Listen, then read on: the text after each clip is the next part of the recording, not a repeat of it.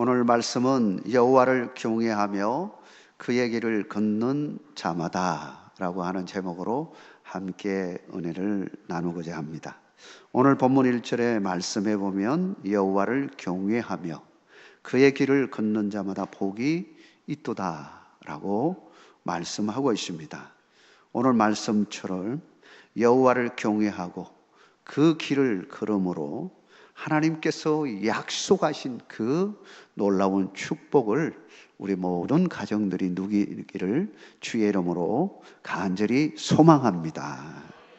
세번역 성경에 보니까 이 말씀을 이렇게 말하고 있습니다. 주님을 경외하며 주님의 명에 따라 사는 사람은 그 어느 누구나 복을 받는다. 그 어느 누구나 복을 받는다. 여호와를 경외하는 믿음의 가정의 삶을 온전히 살아가는 가정은 하나님께서 준비하신 복을 반드시 받게 될 것이다 라고 하는 사실을 말씀하고 있는 것입니다. 과연 어떤 복을 받게 되었을까? 여러분, 오늘 말씀을 통해서 전체적으로 세 가지로 살펴보고자 합니다. 첫째는 기업에 형통의 복을 주신다 라고 말씀을 하고 있습니다. 우리 삶에 기업이 있다는 것 축복입니다. 이스라엘 백성들이 애굽에서 종살이 할 때에 얼마나 힘든 삶을 살았습니까? 그들이 하나님의 은혜로 드디어 출애굽을 해서 40년간의 광야 생활을 마치고 그리고는 하나님이 약속하신 가나안 땅에 들어가게 되었습니다. 그때 감격이라고 하는 것은 이루 말할 수가 없는 것이죠. 뚜드리 생활을 하다가 이제는 정착하고 살 수 있는 땅 기업이 이제 주어지게 된 겁니다. 얼마나 감격스러웁니까?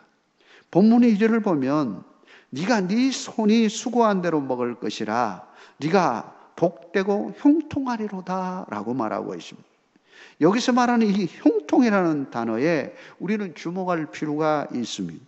히브리어 토브라고 하는 단어, 형통이라는 이 단어를 쓰고 있는데 그 뜻을 보면 좋은, 선한 그런 의미를 가지고 있습니다. 우리 하나님께서 좋은 거 주신다라고 했을 때 그 토브를 쓰는 겁니다. 토브라는 단어가 형통이라는 단어와 같은 의미를 가지고 있습니다. 그렇다면 이 토브라는 형통, 이 의미가 어떤 의미냐라고 하는 사실을 살펴볼 필요가 있는 것입니다. 이 토브라고 하는 단어는 우리 쪽에서, 우리 인간의 편에서 좋은 것, 선한 것, 내가 바라는 것, 그런 의미가 아닙니다. 하나님 편에서 하나님이 우리에게 필요한 것, 좋은 것, 선한 길 열어주는 것이 토부, 바로 형통이라고 하는 것입니다. 내가 말하는 대로 다 되는 것이 형통이 아니라 하나님이 원하는 그 뜻 가운데서 하나님이 우리에게 꼭 필요한 것, 선한 것 주신다. 이것이 바로 형통이다라고 하는 겁니다. 그런 점에서 보면 우리의 삶 속에서 우리의 입장에서 보면 형통한 길이라면 그냥 하이웨이처럼 쫙 열리면 좋겠는데 가끔 막히기도 하고 그러지 않습니까? 그러면 하나님이 없는 건가? 하나님이 나를 사랑하지 않는 건가? 왜 이렇게 막으시는가? 이런 질문을 하게 되어지죠. 하나님은 좋은 거 주신다고 분명히 말씀하셨는데 왜 막으실까?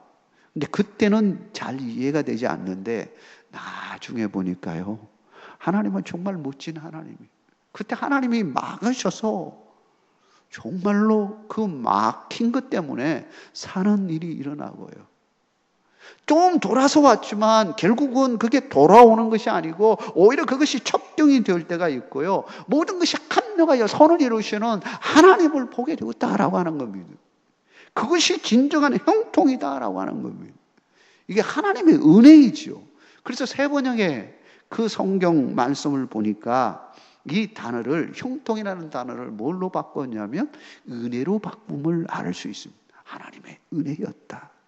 하나님의 은혜, 하나님께서 돌아서게 했지만 그것도 하나님의 은혜예요. 막았었지만 그것도 하나님의 은혜예요. 나중에 보니까 그 모든 것이 합력하여 손을 이루시는 하나님의 은혜였다라고 하는 것입니다. 금년 안에 하나님의 은혜로 살았음을 여러분 고백하는 여러분 되시길 주의 이름으로 축복합니다. 모든 것이 여호와를 경외하며 그의 길을 걷는 자마다 주시는 주님의 형통함이요 주님의 은혜인 것입니다. 사랑하는 성도 여러분, 앞으로도 평생에 여호와를 경외하며 그 길을 변함없이 가시기를 주의 이름으로 축복합니다. 그렇다면 틀림없이 하나님이 여러분의 기업에 형통함을 주실 줄 믿습니다. 그런 축복을 누리시기를 주의 이름으로 축원합니다. 두 번째로 여호와를 경외하며 그 길을 걷는 자마다 가정에 화목의 복을 주신다라고 하는 겁니다. 가정은 마음의 고향이라고 할 수 있습니다. 명절에 부모님이 계시는 고향을 찾는 이유도 바로 가정의 마음의 고향이 되기 때문이겠죠. 인간에게도 회귀 본능이 있습니다. 태어난 곳으로 돌아가고 싶은 마음, 종든 가족들과 친지들과 친구들을 만나고 싶어 하는 그 간절한 소망이 있지 않습니다. 그런데 이렇게 보고 싶은 가족들이 서로 불화하면 어떻게 될까요? 가고 싶을까요? 아닙니다. 미움과 섭섭함이 있다면 가고 싶지 않을 것입니다.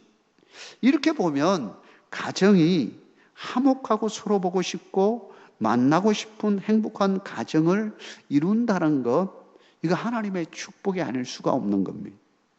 3절의 말씀에 보니까 네 집 안방에 있는 네 아내는 결실한 포도나무 같으며 네 식탁에 둘러앉은 자식들은 어린 감람나무 같으리로다 라고 말하고 있습니다. 화목한 가정의 최고의 아름다움을 잘 표현해 주는 구절이라고 말할 수 있습니다. 아내는 결실한 포도나무 같다고 말합니다. 포도나무는 이스라엘을 상징하는 나무이기도 하지만 오늘 본문에선 특별히 가정의 행복을 만들어주는데 중추적인 역할을 하는 아내를 이스라엘, 다시 말하면 중심되어지는 포도나무로 비유하고 있음을 우리는 자세히 들여다봐야 합니다. 그만큼 가정에서의 아내의 역할이 아주 중요함을 말하고 있는 겁니다. 사실 가정의 행복은 남편의 역할과 동등하게 아내의 역할이 아주 중요합니다. 그래서 잠언서 31장 10절에서 31절을 보면 가정에서의 아내의 역할에 대해서 쭉 이야기하는데 굉장히 중요한 말씀을 하고 있습니다. 저는 이 본문을 읽을 때마다 왜 솔로몬은 이 잠언서 31장까지를 쓰면서 마지막에 이 본문을 집어넣었을까 하는 생각을 하게 되어집니다. 뭐 앞에 여러 가지 이야기를 쭉 하면서 결론적으로 왜 이 가정에 대해서 이야기를 하면서 아내의 역할에 대하여 이 본문을 집어넣었을까라고 하는 겁니다. 잠언서 31장 10절에 보면 솔로몬은 이런 질문을 던지면서 시작합니다. 누가 현숙한 여인을 찾아 얻겠느냐? 그의 값은 진주보다 더하니라. 이에 대답을 잠언서 마지막 부분에 결론을 지어서 이야기합니다. 결론적으로 잠언서의 어쩌면 전체 결론이기도 할 수 있는 그 마지막 결론 부분에 31장 그 30절과 31절에 이렇게 말합니다. 고운 것도 거짓되고 아름다운 것도 헛되나 오직 여호와를 경외하는 여자는 칭찬을 받을 것이라. 그 손의 열매가 그에게로 돌아갈 것이요 그 행한 일로 말미암아 성문에서 칭찬을 받으리라. 현숙한 여인은 다름 아니라 오직 여호와를 경외하는 여인임을 강조하면서 현숙한 아내는 돕는 배필로서 남편을 잘 내조하고 집안에서 부지런히 집안의 모든 것을 살펴서 경영을 잘함으로 남편으로부터 칭찬을 받고 자녀들로부터 존경을 받고 감사를 받는 여인임을 이야기하고 있습니다. 아마도 많은 아내들을 두었던 솔로몬은 잠언을 마무리하면서 그는 깊이 통찰했을 겁니다. 진짜 행복은 내가 왕이 되고 그리고 떵떵거리며 권세를 누리고 많은 부를 누리는 것이 아니라 진짜 행복은 가까이 있는 것이구나, 가정에 있구나 하는 것을 깨달았으리라 생각합니다. 그래서 현숙한 여인에 대해서 이야기하면서 그 현숙한 여인은 바로 오직 여호와를 경외하는 자이다 라고 이렇게 고백하고 있는 것이다 라고 하는 것입니다. 여인만 그러겠습니까? 남편도 마찬가지예요. 남편과 아내는요, 동등하게 가정을 이루는 정말 중요한 역할을 합니다. 그런 의미에서 보면 남편은 아내의 지지대가 되는 거죠. 포도나무를 생각하면 저는 늘 지지대가 생각이 나요. 포도나무는요, 혼자 이게 빳빳하게 서 있는 나무가 아닙니다. 가지가 워낙 뻗어서 나가기 때문에 이 지지대가 반드시 필요해요. 가정에 열매를 맺히고 하는 역할은 아내의 역할이지만 그 지지대의 역할이 누구일까요? 남편이에요. 남편이 신앙적으로 두근두근히 서 있어야 되는 거예요. 부부가 잘 서로 신앙 안에서, 믿음 안에서 하나님을 섬기는 가정으로서 여호와를 경외하는 가정으로 돈들이 서 있을 때 그 가정이 정말 아름다운 믿음의 가정 이룰 수 있다라고 하는 것입니다. 사랑하는 성도 여러분, 여러분의 가정이 그와 같은 가정이 되기를 주의 이름으로 축복합니다. 마지막으로 여호와를 경외하며 그의 길을 걷는 자마다 미래에 하나님 나라에 복을 주신다고 말씀하고 있습니다. 우리의 삶에서 기업에 복을 받아서 물질적으로 풍요를 누릴 수 있고 가정에 참으로 한목한 가정이 되어져서 정말 부부가 서로 사랑하고 자녀들이 부모를 정말 위하고 효도하고 그런 아름다운 믿음의 가정 이루는 것 축복이 아닐 수가 없습니다. 그러나 우리에게 영적인 하나님 나라의 복을 누리지 못한다면 이런 것들도 허무하게 되어진다라고 하는 거예요. 전도서 6장 2절에 보면 어떤 사람은 그의 영혼이 바라는 모든 소원에 부족함이 없어 재물과 부유와 종기를 하나님께 받았으나 하나님께서 그가 그것을 누리도록 허락하지 아니하셨으므로 다른 사람이 누리나니 이것도 헛되어 악한 병이로다 라고 말하고 있습니다. 전도자가 세상을 다 이렇게 분석을 하면서 살아가는 사람들의 모습을 보면서 이렇게 고백한 겁니다. 하나님이 부도 주시고 부유도 주시고 종기도 주시고 다 주는데 그걸 제대로 누리지 못하는 사람이 있다라고 하는 건 하나님 안에서 누려야 되는데 하나님 없이 누리려고 하니 그 모든 것이 자기에게로 오지 않고 다른 곳으로 가게 되어지는 거예요. 하나님이 재물과 부유, 종기 허락해 주셨다는 사실을 잊어버린다면 그 삶이라고 하는 것은 허무한 삶이 되는 겁니다. 독이 이 땅에서 아무리 잘 누리고 살았다 할지라도 내세에 대한 소망이 없다면 그 마지막은 어떻게 될까요? 이렇게 보면 우리 심령에 하나님의 나라가 임하는 것, 이거보다 더 큰 축복이 없는 겁니다. 하나님이 우리와 함께 하시고 하나님의 인도하심을 받는 것보다 더 좋은 행복은 없는 겁니다. 사랑하는 성도 여러분, 여러분에게 하나님이 늘 나와 함께 하고 계시고 우리 하나님이 나를 인도하고 계신다라고 하는 그 믿음 위에 굳게 서기를 주의 이름으로 축원합니다. 요셉이 힘들고 어려운 환경 가운데서도 그가 낙심, 실망하지 않고 감사하며 살아갈 수 있었던 것은 바로 이 믿음이 있었기 때문입니다. 요셉이 시대장 보디발 집으로 팔려가게 되었습니다. 종살이 하게 되었죠. 그 종살이라고 하는 것이 얼마나 힘든 삶입니까? 그런데 창세기 39장 2절에 보니까 그 종살이 함에도 불구하고 요셉이 어떤 삶을 살았는지를 잘 보여주고 있습니다. 창세기 39장 2절입니다. 여호와께서 요셉과 함께 하심으로 그가 형통한 자가 되어 그의 주인 애굽 사람의 집에 있으니 라고 말하고 있습니다. 요셉은 그 가운데서도 누구와 동행했냐면 하나님과 동행한 겁니다.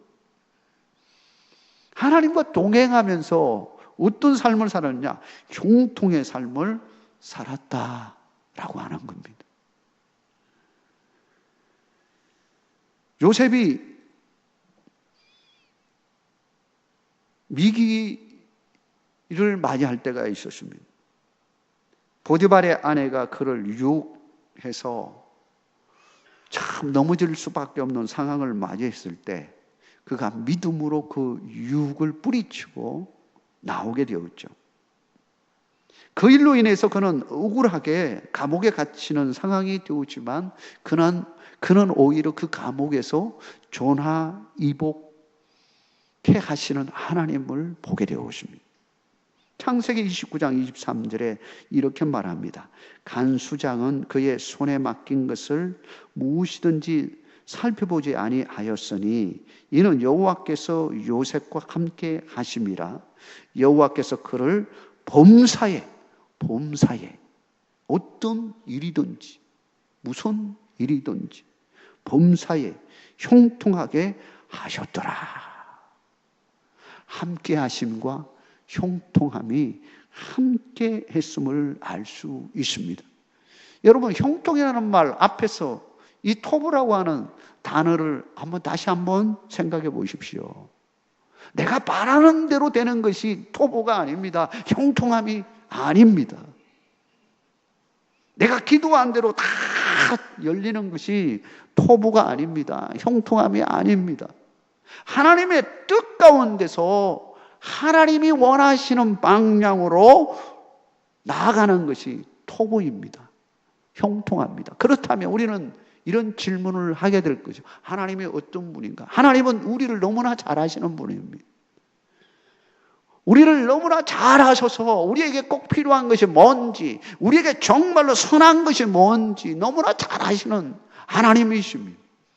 우리가 흔히 그런 이야기를 할 때가 있죠. 아이들이 엄마에게 칼을 들고 와서 이 칼을 그냥 사용하겠다고 막 때를 쓰는 겁니다. 날카로운 칼을 들고 쏘겠다고. 우리는 이와 같이 하나님 앞에 기도할 때가 있습니다. 하나님 이거 주세요. 근데 하나님이 보시기에는 너무너무 날카로운 칼인 거예요. 저거 줬다가는 큰일 나는 거예요. 상처내고 남에게 해할 수도 있는 것을 구하는 것을 보고 하나님이 주시면 어떻게 되겠습니까? 그래서 하나님은 주시지 않는 거예요. 믿음이 자랄 때까지 주시지 않는 거예요. 그런데 성도는 뭐라고 이야기하면 투덜거립니다. 하나님 왜 저의 앞길을 막으십니까? 길 좀 열어주십시오. 형통하게 하신다면서요. 좋은 길 열어주신다면서요. 하면서 하나님 앞에 떼를 서는 겁니다. 줘야 됩니까? 말아야 합니까? 주면 안 되죠. 우리 아이들이 칼을 달라고, 그것도 꼬맹이가 칼을 달라고, 날카로운 칼을 달라고 막 때를 쓰는데 주면 아버지가 아닌 거죠. 엄마가 아닌 거죠. 형통이란 말을 우리는 가려 써야 하는 것입니다. 내 마음대로 되는 것이 형통이 아닙니다. 하나님이 보시기에 좋은 것이어야 되는 거예요. 그래서 우리에게 꼭 필요한 것, 좋은 것 주시는 하나님인데, 요셉의 삶에도 마찬가지로 하나님께서 때로는 막으실 때도 있고, 정말로 그냥 말할 수 없는 천박한 땅, 그 최고 밑바닥까지 가게 만들기도 하지만, 그러나 하나님께서는 그걸 통하여 다시금 새로운 길로 여시는 하나님을 보게 됩니다. 요셉이 나중에 보니까 모든 것 합력하여 선을 이루시는 하나님을 보게 되어진 것입니다. 그게 형통이라고 하는 것입니다. 하나님이 함께 하시고 형통한 길을 여셨다라고 하는 것입니다. 사랑하는 성도 여러분, 여러분에게 그와 같은 축복이 함께 하기를 주의 이름으로 축원합니다. 우리 마음 가운데 하나님 나라가 임하면 이와 같은 은혜를 누리게 되어지는 것입니다. 오늘 본문 시편 128편 4절과 5절에 이렇게 말합니다. 여호와를 경외하는 자는 이같이 복을 얻으리로다. 여호와께서 시온에서 네게 복을 주실지어다. 너는 평생에 예루살렘의 번영을 보며라고 말하고 있습니다. 여기서 말하는 예루살렘의 번영은 궁극적으로 미래에 있을 예수 그리스도를 통한 하나님 나라, 그 번영을 말하고 있다고 할 수 있습니다. 예루살렘이 번영할 수밖에 없는 이유가 무엇일까요? 예루살렘에는 시온산이 있었습니다. 시온산에 예루살렘이 세워졌습니다. 시온산 꼭대기에 뭐가 있습니까? 바로 하나님이 임재하시는 하나님의 법궤, 하나님의 성전이 그곳에 세워졌습니다. 하나님이 함께하는, 우리 모두의 심령 가운데 하나님 나라가 임하면 어떤 일이 일어나느냐? 현세에도 하나님의 복을 누릴 수 있지만 내세의 영원한 하나님의 영생의 복을 누리게 되어지는 것입니다. 사랑하는 성도 여러분, 우리가 내세만 살아갈 것이 이 현세만 살아갈 것이 아니라 우리는 영원한 내세가 있다는 사실을 알아야 되는 것입니다. 우리가 하나님 나라의 축복을 누리지 못한다면 사실 이 땅에 아무리 좋은 건 누리고 산다 할지라도 그 삶은 껍데기 삶이라고 할 수 있는, 왜냐하면 로마서 14장 17절에 하나님의 나라는 먹는 것과 마시는 것이 아니요 오직 성령 안에 있는 의와 평강과 희락이라고 말씀하고 있기 때문인 것입니다. 우리가 하나님의 영으로 사로잡혀서 하나님의 영이 내 마음 가운데 충만되어지면 우리는 주님의 은혜 가운데서 의와 평강과 희락이 넘쳐나는 삶을 이 땅에서도 살 수가 있는 거예요. 그게 어떤 삶입니까? 천국의 삶입니다. 사랑하는 성도 여러분, 하나님 나라의 복을 누리시는 여러분 되시길 주의 이름으로 축복합니다. 우리는 이 땅에서도 천국 생활을 누릴 수 있습니다. 내 안에 하나님의 나라가 임하면 천국 생활을 누리게 되어지는 것입니다. 뿐만 아니라 우리는 내세에도 영원한 천국에서 영생 복락을 누리게 되어지는 것입니다. 이 놀라운 축복을 우리 모두가 누리시기를 주의 이름으로 축원합니다. 오직 여호와를 경외하는 자에게 이와 같은 축복이 임하게 되어집니다. 오늘 말씀 가운데 여호와를 경외하는 자에게 어떤 축복이 임하게 되어집니다. 바로 기업에 형통함을 주신다고 약속하셨습니다. 가정에 화목의 복을 주신다고 약속하셨습니다. 미래에 하나님 나라의 복을 약속하셨습니다. 이 모든 복을 누리시는 우리 모두가 되기를 주의 이름으로 축원합니다. 하나님 아버지 감사합니다. 우리가 여호와를 경외하는 자에게 주시는 이 복을 누리게 하여 주옵소서.